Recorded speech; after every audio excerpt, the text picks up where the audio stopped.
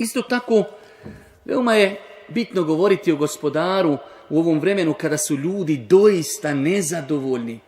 Tako mi je Allah, braću moja draga, da naši didovi prije 50 godina, samo 50 godina unazad, da vide nijamete u kojima mi živimo, pa oni to ne bi mogli vjerovati.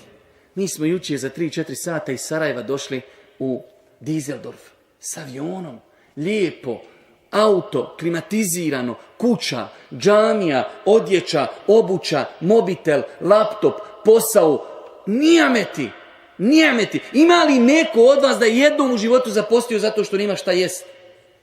Daj nek digni ruku. Da je jednom neko zapostio nije imao šta jest. Muhammed alejhi selam, koji ima najveći stepen kod Allaha, znao je doći svojim ženama, ima li šta jest? Kaže, nema ništa. Ja sam, kaže, danas postać. Ja rab. Ali ljudi opet upitaš, brate, kako je?